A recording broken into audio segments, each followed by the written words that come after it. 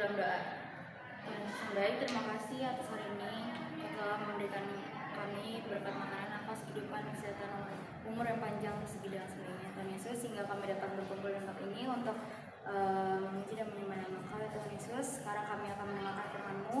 Biarlah apa yang kami dengar dapat kami lakukan di dalam kehidupan kami sehari-hari, bukan hanya kami dengar ya Pak. Berkatilah kami dari awal, pertengahan hingga akhir, sehingga berjalan dengan lancar. Kami berdoa kepada-Mu hanya dalam nama Bapa dan Putra dan Roh Kudus. Haleluya, amin. Shalom teman-teman. Perkenalkan, nama saya Tiffany dari kelas 12 DBB.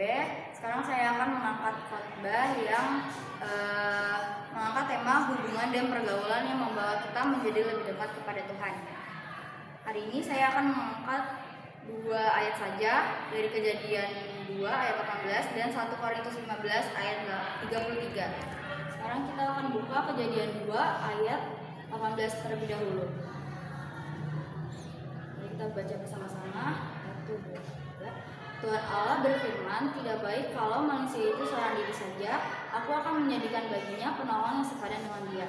Sekali lagi, Tuhan Allah berfirman, tidak baik kalau manusia itu seorang diri saja. Aku akan menjadikan baginya penolong yang sepadan dengan dia. Manusia dari awalnya memang diciptakan oleh Tuhan untuk menjadi makhluk sosial, yang artinya kita tidak bisa hidup seorang diri. Tuhan mau manusia hidup dalam hubungan dan kebersamaan. Bayangin aja kalau misalnya kita hidup sendiri di dunia ini, bangun gak ada yang disapa, makan sendiri, main sendiri, kita juga bingung mau cerita ke siapa. Lama-lama kita juga menjadi bosan dan kesepian. Maka dari itu Tuhan menciptakan manusia yang sepadan dengan kita untuk menjadi penolong kita. Tuhan juga ingin hubungan itu sepadan, yang artinya seperti yang tadi saya sudah sebutin, yang artinya kita dapat saling tolong-menolong, saling membangun, dan juga dapat membawa kita ke arah yang benar. Saya ada sedikit cerita perumpamaan. Seorang anak SMA, panggil aja Riko. Riko ini orangnya pendiam, terus dia gak mau terbuka sama orang lain. Jadi setiap dia pulang sekolah dia langsung masuk ke kamarnya main game dan dia asik sama dirinya sendiri. Bahkan ngobrol sama orang tuanya pun dia jarang dan gak pernah nongkrong sama sekali. Sampai akhirnya tuh awal-awalnya tuh dia masih berpikir kayak ya udah biasa aja, ini kan emang dari awal saya udah seperti ini. Tapi kelamaan dia bingung mau cerita ke siapa, dia udah mulai ngerasa kosong dan hampa. Jadi dia udah hilang arah mau kemana. Sampai akhirnya saat dia beribadah, ada satu teman dari gereja yang mulai mendekati dia. Teman yang mendekati dia itu setiap kali ibadah menyapa Riko, terus mengajak ngobrol, atau sekedar nanya kabar aja kayak hai Riko apa kabar. Sampai akhirnya Riko udah mulai berani membuka diri untuk orang lain. Sampai suatu saat tuh Riko udah mulai mau ikut ke kelompok kecil dalam gerejanya. Dia udah mau ikut doa bersama, bahkan sampai ikut pelayanan bermain musik. Dari situ hidupnya udah mulai berubah, dia udah mulai ada semangat lagi untuk menjalani hari, terus udah terarah gitu hidupnya. Dan dia juga udah menganggap kasih Tuhan lewat orang-orang yang Tuhan beri. Jadi gitu teman-teman, bukti bahwa kita tuh masih butuh orang lain untuk kehidupan ini. Dan teman yang baik adalah berkat dari Tuhan. Teman yang baik juga orang yang mau mengingatkan kita saat kita mulai salah arah atau kita udah kehilangan arah. Contohnya tuh kayak teman kita ada yang merokok nih, kita harus berani tegur dia karena yang dirugikan dari merokok itu bukan hanya dirinya sendiri tapi orang-orang sekitarnya.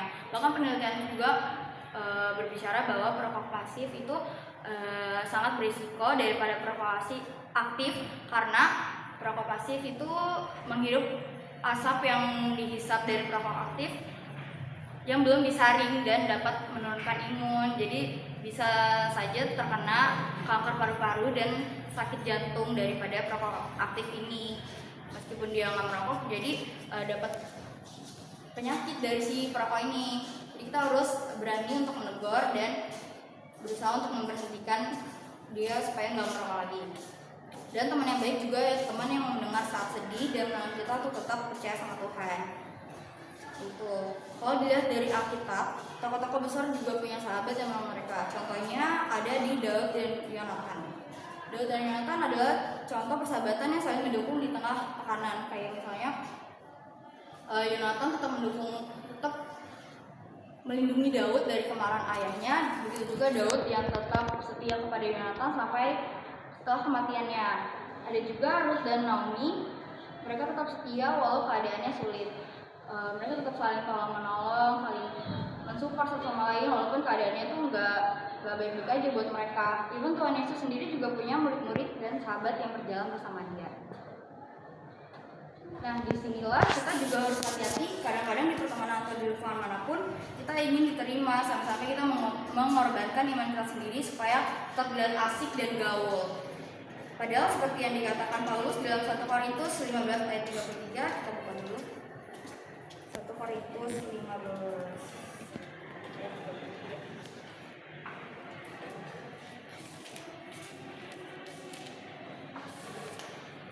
Baca 1 Korintus 15 ayat 33 berbunyi, janganlah sesat, pergaulan yang buruk merusakkan kebiasaan yang baik. Mari kita baca sekali lagi, janganlah sesat, pergaulan yang buruk merusakkan kebiasaan yang baik. Dari sini ayat ini sudah sangat tegas karena memang pergaulan yang buruk dapat merusakkan kebiasaan yang baik. Bukan hanya kebiasaan yang baik, tapi juga dapat merusak karakter yang sudah kita bangun dalam diri kita sendiri. Contohnya, waktu teman ngajak ngomongin tentang menjelek-jelekin, bahkan ngefitnah orang lain, kita harus tetap ikut-ikutan supaya nggak dikira nggak sok suci. Atau bahkan kita dari awal tuh udah rajin ibadah, udah rajin berdoa, tapi ngelihat teman-teman kita yang males, kita jadi ikut-ikutan karena ngerasa kayak ngapain sih beribadah nggak ada teman aku, nanti bingung mau ngobrol sama siapa, bahkan jadi malas-malasan gitu loh. Padahal tujuan utama ibadah tuh bukan untuk bercerita kepada teman, tapi untuk memuji dan menyembah nama Tuhan. Terus ada lagi contoh kayak misalnya teman kita ada yang rajin berdoa dan selalu mengandalkan Tuhan dimanapun mereka berada, mereka selalu berdoa. Tapi ada teman yang rese kayak, ngapain sih berdoa, emang Tuhan dengar, ngapain sih fanatik sama agama dan sebagainya.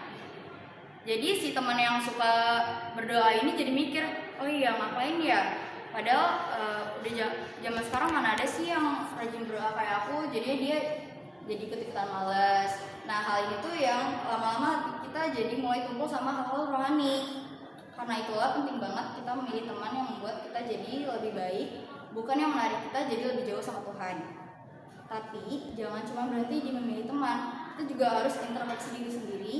Jangan cuma berharap punya teman yang membawa kita ke arah yang lebih baik, tapi juga kita harus menjadi teman yang membawa teman kita menjadi ke arah yang lebih baik. Contoh sederhananya tuh kayak kita bersedia mendengar teman kita saat mereka lagi sedih atau berduka.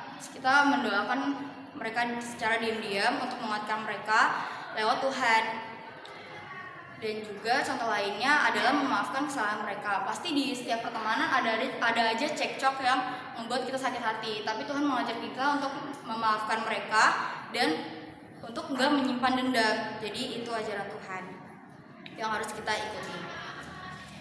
Maka dari itu, yuk kita bijak dalam memilih teman, dan mari juga kita jadi sahabat yang membawa kasih Tuhan dimanapun kita berada. Karena pertemanan yang benar adalah pertemanan yang membuat kita semakin dekat dengan Tuhan, bukan yang menjauh darinya. Mari kita terus berdoa. Tuhan Yesus yang baik, terima kasih untuk firman-Mu hari ini.